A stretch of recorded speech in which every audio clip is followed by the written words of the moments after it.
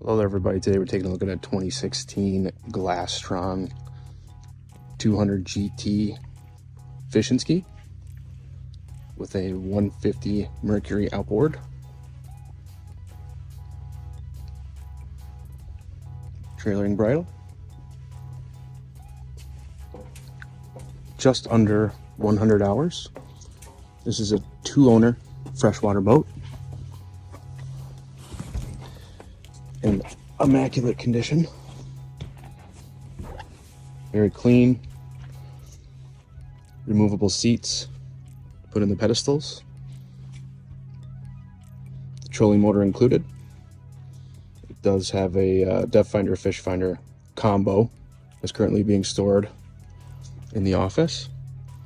And then a bow mount and bow casting platform.